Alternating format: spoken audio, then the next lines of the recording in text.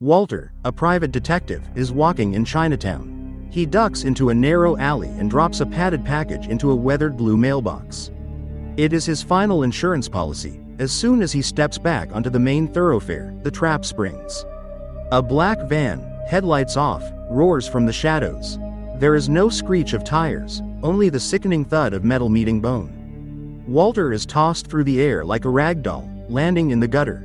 In the crystal-clear waters of a Navy training facility in Hawaii, Commander James is a stark contrast to his father's chaos. He is a man of absolute discipline. While his team struggles for air, James remains submerged, his lungs defying the biological need for oxygen. When he finally breaks the surface, he doesn't offer praise, he offers a scold. His world is one of order and protocol. That order is shattered when a subordinate informs him of an urgent call.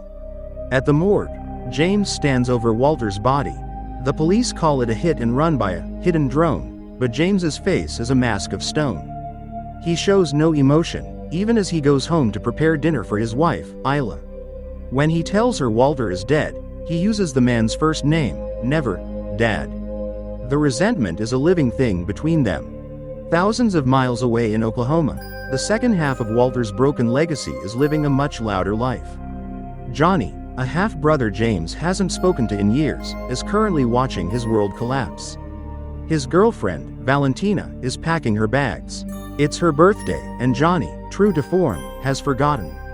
He is a man of impulses and fooling around, a stark contrast to James's rigidity. Valentina kisses him, slaps him, and leaves him with a "thanks for nothing" note that stings worse than the blow. Johnny is drowning his sorrows in a bottle when Isla calls with the news. He has no interest in the funeral until the Yakuza arrive. In one of the story's most visceral sequences, two hitmen corner him in his bathroom. They want the package Walter sent. Johnny's response to their threats is a mix of slapstick and savagery. He accidentally pees on their shoes before launching into a high-octane defense. The fight is a symphony of destruction. Johnny throws the attackers around the cramped space, destroying the door and using broken furniture as improvised clubs. When a third gunman opens fire, Johnny traps him by shoving a mobster against the doorframe, punching through the wood to silence the shooter. The brutality peaks when one of the men destroys Johnny's mother's shrine. Enraged, Johnny grabs a kitchen grater and slides it down the man's arm, stripping skin and muscle before smashing his head into a table. By the time the fight ends, Johnny is covered in blood and glass, clutching a photo of his mother. The funeral in Hawaii is not a place of healing, it is a powder keg. James is shocked and disgusted by Johnny's arrival. They argue in front of the priest, exchanging insults until the holy man has to scold them. As Walter's ashes are sent into the Pacific, the real investigation begins. Johnny discovers that James is living in their childhood home, the house where Walter's infidelity originally tore the family apart. James's mother had welcomed Johnny, but James saw him as the living embodiment of his father's betrayal. During a tense lunch joined by Governor Peter and their half-sister Nani, the brothers' philosophies clash. Johnny wants blood. James wants the official police report.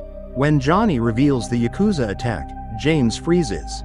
The tension moves to the beach, where Johnny gives his brother the finger and disappears into the local bar scene.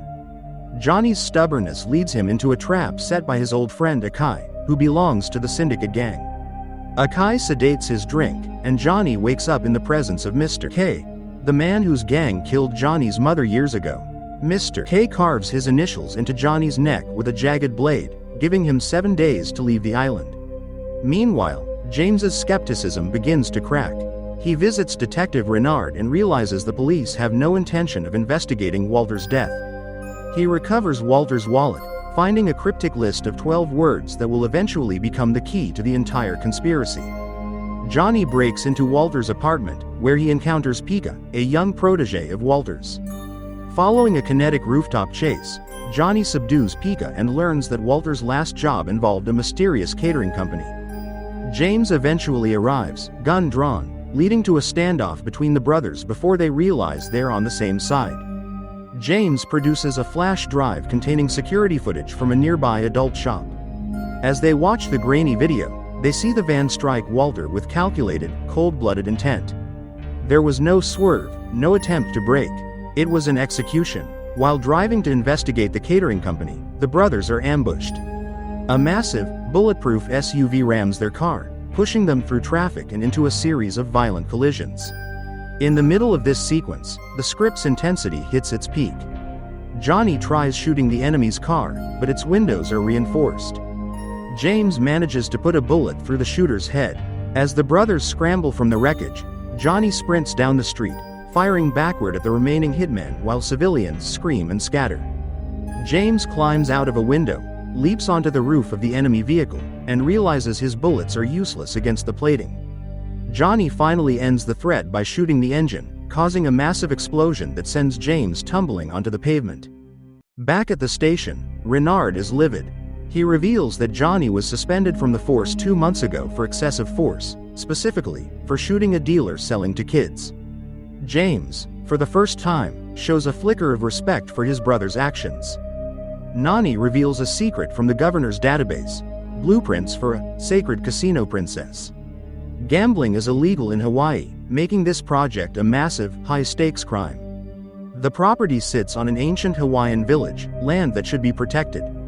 The brothers realize that a man named Marcus, a billionaire resort developer, is at the center of it. The investigation leads them to the water, where the police recover a blue van and the body of a government accountant. The accountant had been working with Walter to blow the whistle. Using Pika as an inside man, the brothers infiltrate Marcus's annual fundraiser disguised as waiters. James discovers that a company called Hayashi Imports is a Yakuza front, while Johnny meets Marcus's wife, Monica. In a quiet moment, Monica reveals she is terrified.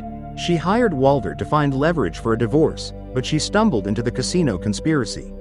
"I won't be safe without it," she whispers. Her words are prophetic. The next day, Johnny arrives at her penthouse to find her body on the roof of a car. Another suicide, staged by Marcus's men. Driven by a blind rage, Johnny storms Marcus's mansion. He fights through a gauntlet of guards, taking down nearly a dozen men before he is tased into unconsciousness. Governor Peter intervenes to have him released, but the release leads to the story's most emotional confrontation. James scolds Johnny, telling him that hitting people won't bring their mother back. Johnny snaps. He headbutts James, and the two brothers engage in a brutal, mud-soaked brawl across the hoods of police cars. They smash windows and trade bone-breaking blows until James gains the upper hand. In the aftermath, Johnny cries out, asking why James abandoned him when he was a child. James finally reveals the truth. He sent Johnny away to protect him from the syndicate's death squads. The brothers finally see the scars they have both been hiding. The turning point arrives when Valentina calls from Oklahoma. She found Walter's package in the mail. Inside is a cold wallet flash drive.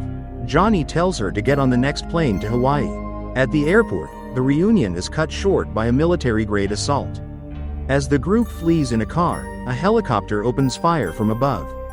Valentina takes the wheel, showing amazing skill, as she weaves through wreckage and gunfire. The chase moves into a high-speed nightmare.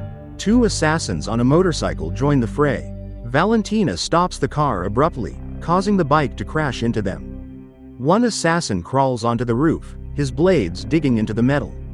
James fights him through the sunroof while Johnny deals with a second attacker on the hood.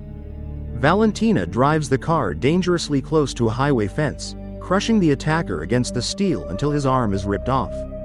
James eventually holds the other man's head against the pavement at high speed, leaving a trail of blood before tossing him under the tires of a trailing car. The sequence ends when James snipes the helicopter pilot, causing it to spiral into a tunnel and explode. Pika decodes the drive using the 12 words from Walter's wallet. The truth is sickening. Governor Peter has been receiving $12 million a year in bribes to legalize Marcus's casino. The conspiracy strikes back by kidnapping Layla and Nani. Marcus sends a video of the women tied up in his basement, demanding the drive. James, finally dropping his mask of restraint, opens his private armory. The brothers gear up like a small army. They launch a night assault on the mansion. James acts as the ghost sniper, picking off guards from the tree line with silent precision. Johnny moves through the house like a shadow, cutting the power and leaving a trail of bodies in the dark. Marcus sends his top enforcer, Nakamura, to deal with them. James corners Nakamura in a tight corridor. The fight is a masterclass in close quarters combat. Afterward, the brothers finally reach the basement and untie the women. They start running, but Johnny decides to go back to get his revenge on Marcus.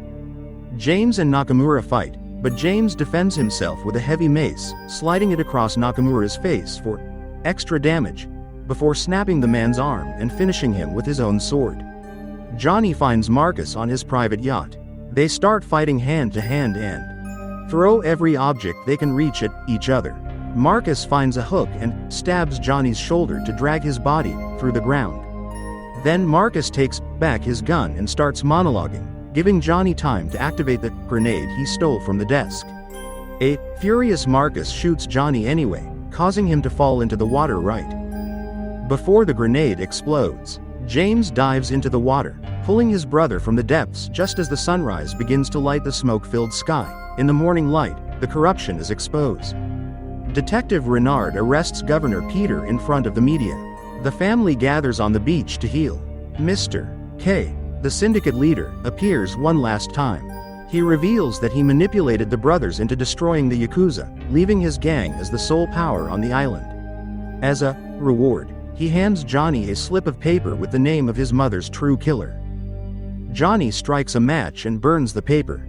The name of the killer vanishes into ash, and for the first time in their lives, the brothers are free. Thanks for watching. Don't forget to press the bell icon for more amazing videos like this.